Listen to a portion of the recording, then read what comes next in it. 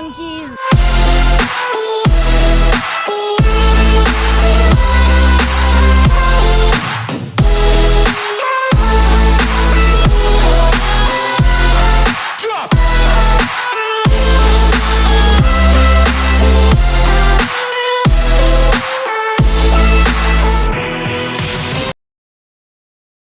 Yo, what is good, everybody? It's your boy Golden Falls, Golden, What If, whatever you want to call me, and I am back. I'm back with a brand new series. I'm back with What If Deku was an assassin. And honestly, I just saw this on my most recent video. Maybe it was suggested a couple times beforehand, but I did post it in the community tab pretty quickly after I saw it, and I was like, you know what? I feel like doing this, so we're gonna do it.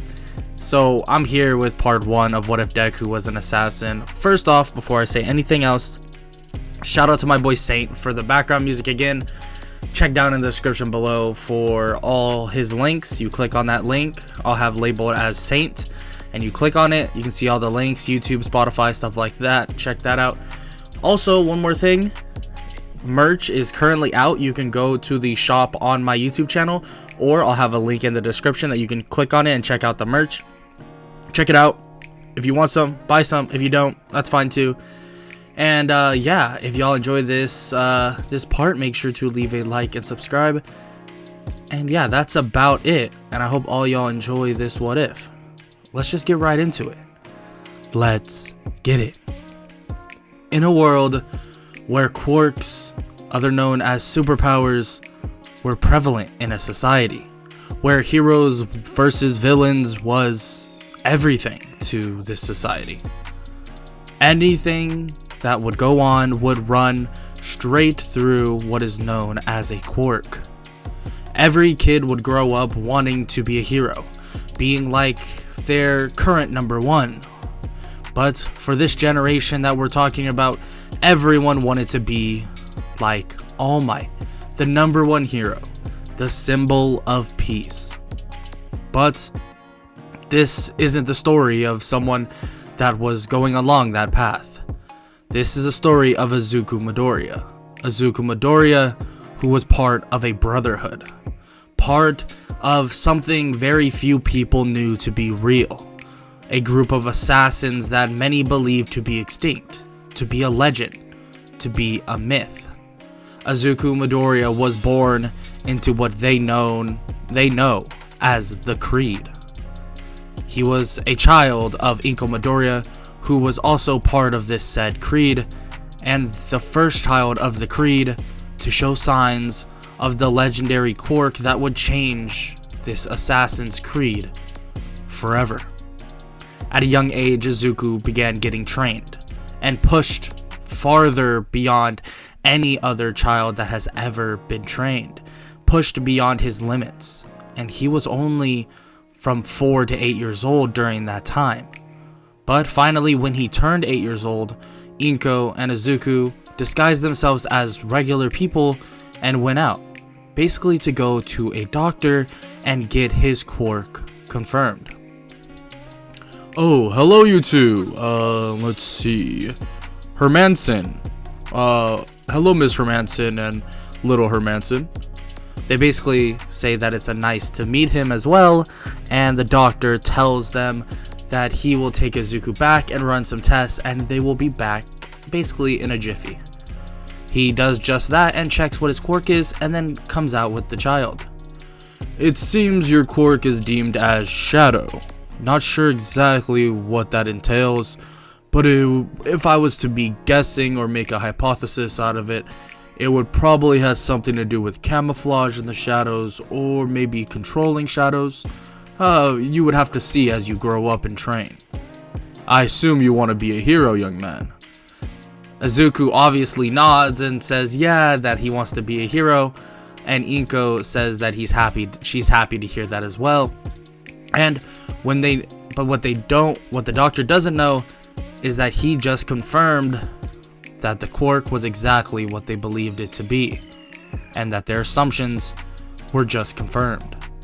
They all then head back to the hidden archives where the assassins are, and they basically explain what they found out.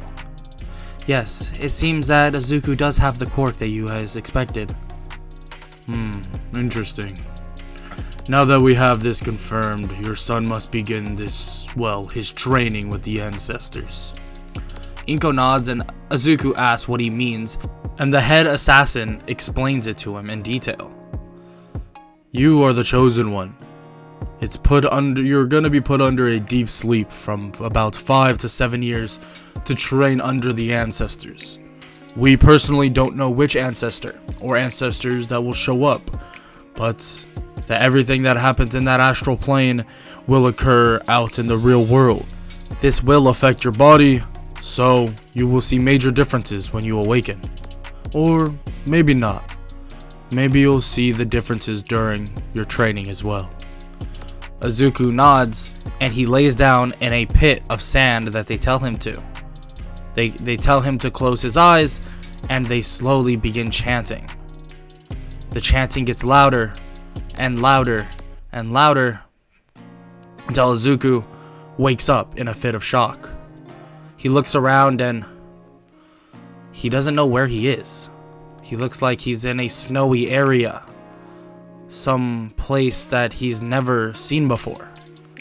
But he looks up to see a massive building and an assassin at the top of it. He sees that this assassin looks like he's about to be killed, that there's a rope around his neck and he's about to be forced to jump off to his death. Izuku begins running over there, but then watches as the assassin jumps off, slinging himself back up, basically defeating everyone that's up there and taking a leap of faith into the snow. Izuku is shocked by this, wondering what that even was, and if that man is still alive, until a voice is heard behind him. Well, I'm not alive now, kid. This is just a vision. Izuku freaks out and turns to see a man in assassin clothing that he's seen the other people wear, but this is a little different. He seems battered, tattered, and the clothes seem slightly ripped, and he looks for some reason highly more skilled than any assassin he's ever seen. Nice to meet you, kid. So you're the chosen one, huh? I think so? My name's Ezio. That's all you need to know. We must begin our training. And, well, I would assume the better you do, the more ancestors that will continuously show up. But if you disappoint, I'll send you back to the real world very quickly. I promise, I won't disappoint. Good. Now let's begin. Izuku's training then begins, and he begins training in the art of the hidden blade and various other weapons, from muskets to regular guns to swords to katanas. Anything you could think of, Izuku was learning how to use, but not only how to use, to master it, to be the best with it. He then began learning how to sense the world around him via an eagle, trust in his instincts, even learning how to scale skyscrapers. All of these things, being able to hide his presence in plain sight.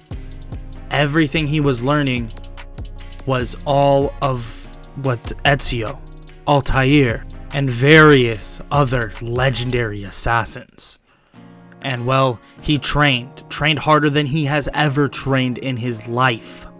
For what felt like 100 years, Izuku sharpened his skills. And this was even without the use of his quirk. During his astral plane existence, he didn't know how to use his quirk. He was just training under what the Creed believed to be the principles of an assassin, believed to be the strongest assassin.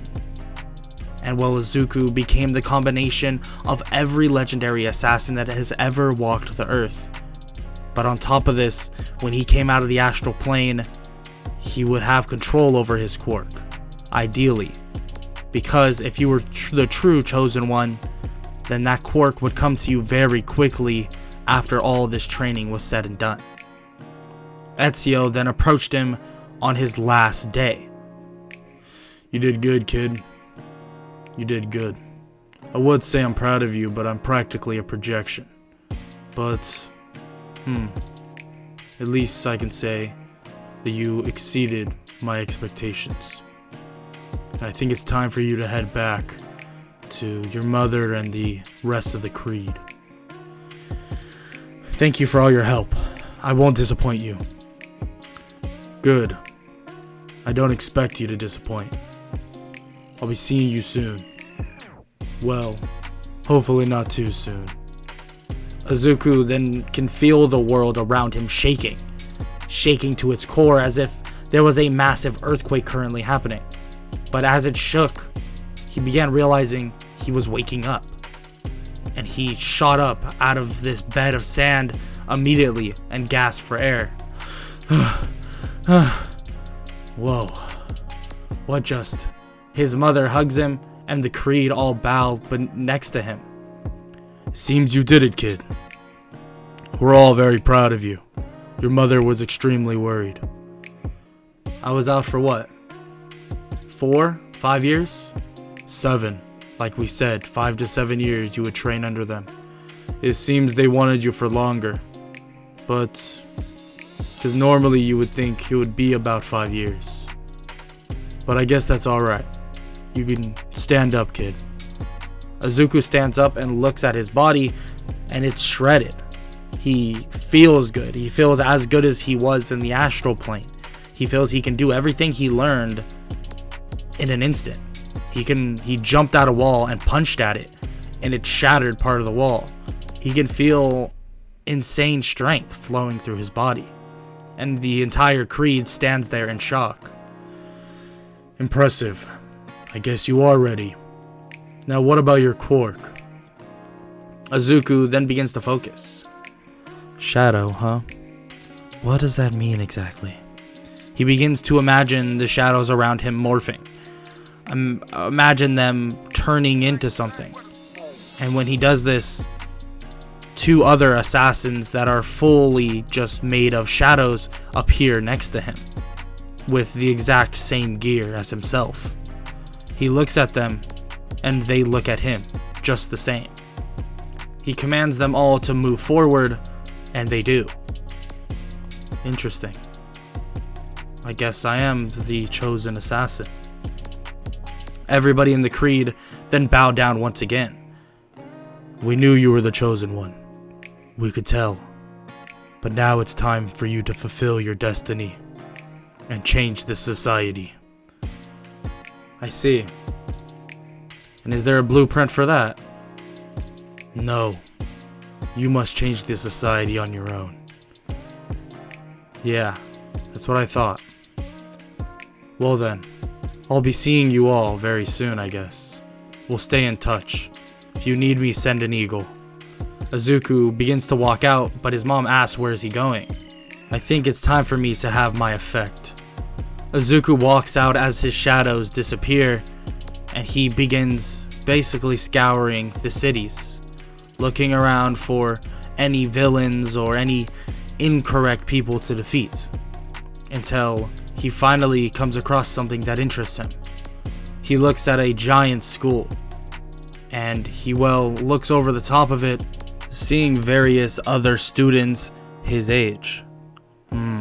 So this is the famous UA High School. Interesting.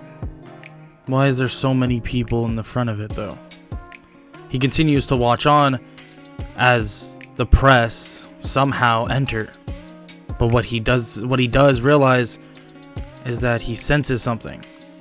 Someone.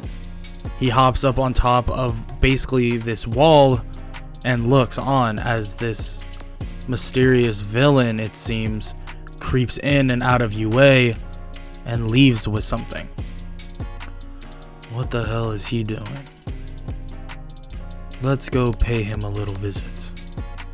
Izuku then runs off and catches up with him as basically he scours over every building top, watching where he goes, until he stops and enters a building. Interesting. So this is where your base is. Izuku keeps basically mental tabs on where it is and then scouts around it looking for an entrance, eventually entering in complete silence. He then hears two people talking. Yes, young master. We have all the plans set into motion very soon, and in the next 2 days, the attack will be ready, and the Nomu will be ready to go. Good to hear, Kurogiri. Then we can finally kill that so-called symbol of peace, All Might. Izuku then basically lets his presence be known and makes noise. So what are you two up to? Shigaraki turns and tells Kurogiri to warp him out of here, but Izuku's too fast. He quickly dodges out of the way. It's kind of rude to, send away someone that quickly. What the hell do you want, kid? I'm just curious. Curious what you're doing. Curious why you're doing it. Really. You don't know who I am, of course, but I for sure know who you are now. You can either tell me what you have completely planned, or I can kill you where you stand. Shigaraki is about to say something, but then the TV turns on. Shigaraki, do not mess with him. This is the chosen assassin from the creed that was very unknown for years. Huh? Master? You know who this twerp is? Oh, so this is your master. And it seems like he does know who I am. So now let's get on with what I was questioning you. What are you doing exactly? Shigaraki is shaken by this. That All For One himself, his master, even knows who the chosen assassin is. And he swore that the quote-unquote Assassin's Creed was gone long ago. That they weren't even really a thing of the present. They were only a thing of the past. Fine. If I have to tell you, we're gonna kill All Might, the symbol of peace, so we can change this society for what we see to be fit. Interesting. And what do you see this society as? What would you want it to be, Mr. Shigaraki? We want it to be something that everybody can use their quirks freely. Everybody can follow their own rules, enjoy everything in this world, and not be restricted by these so-called rules that these authoritative figures want to set in place. Now that is something I did not expect to hear. But you may think that way. But I know your so-called master does not. I know exactly who All For One is. I've read all about him. And if you're listening to me now, your little protege is not my target. I'm here to kill you. And you only. Shigaraki begins to get mad, but even All For One tells him to stop. That if he wants to live, he might as well just stand still and wait. If you want to kill me, kid, you'll have to find me, and then you will have to basically duel to the end. Because at the end of the day, I will always be 10 steps ahead of you. Yeah, we'll see about that. The TV turns off, and Izuku nods toward Kurogiri and Shigaraki, telling them not to do anything stupid, and he walks away. Kurogiri and Shigaraki are both shaken by this. This man, this boy, he walked into their base so easily, without even being spotted. And All For One, their master, knows him? How is this possible? And it seems like All For One was even mildly shaken by this. How does this even make sense that someone like this could exist, and nobody even know about him? Well, Izuku then keeps a low profile for the next 2 days, and waits for the attack on what he doesn't know to be known as the USJ. He then approaches the school as the alarms are basically completely shut off, standing on top of the USJ waiting. Now, when are you supposed to attack? He hears a bus pull up, and it's all the students from the UA high school. And it looks to be all the first years, all the ones that are very similar to his age. He watches them all basically head into the USJ, and then, well, a giant portal then begins to open in the middle of it. Oh, I guess they arrived. He watches on as Eraserhead, other known as Aizawa, attacks the villains to protect his students. Now he is something else. I've heard of you, Mr. Eraserhead. But can you really defeat all 100 of them? Izuku watches on as Aizawa basically fights them all off, and how all the students just got teleported away. But as he thinks that everything's settled, a giant Nomu-like monster comes out of the portal, and at the command of Shigaraki, he charges at Aizawa. Well, I guess it's my turn to step in. Izuku then jumps in from basically the top of the roof, slamming down into the monster, pile driving him into the ground and stabbing him in the face with his hidden blades, jumping back and standing next to Aizawa. Now who the hell are you? Friend or foe? Neither. But I guess for now I'm a friend. Just don't do anything dumb. Dumb? What are you?